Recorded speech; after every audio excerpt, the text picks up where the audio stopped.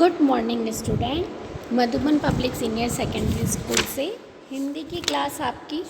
आज अपन हिंदी में second chapter, first chapter अपना कंप्लीट हो चुका है, सेकंड चैप्टर पढ़ेंगे साहसी बालक। यह एक कहानी है जो साहसी यानी कि एक हिम्मत वाला जो बच्चा है उसके बारे में।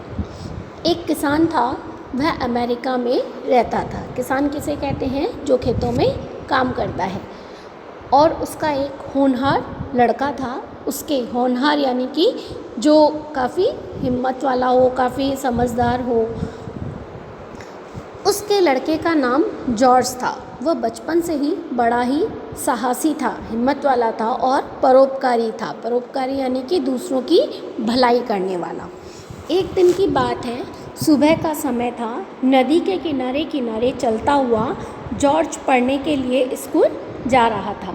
अचानक उसने एक स्त्री के चिल्लाने की आवाज़ सुनी।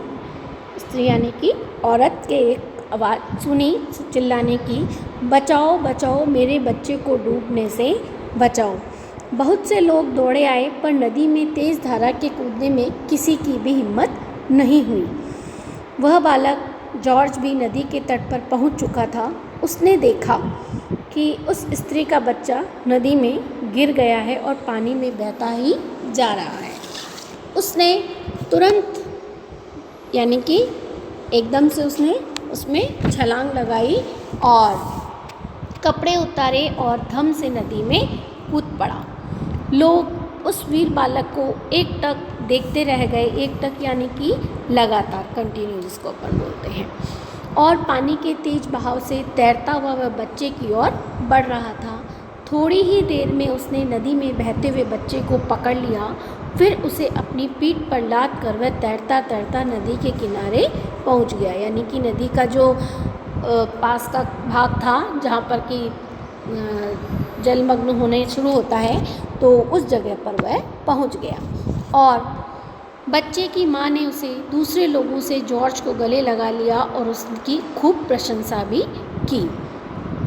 यह क्या तुम बता सकते हो कि वह वीर और परोपकारी बालक कौन था?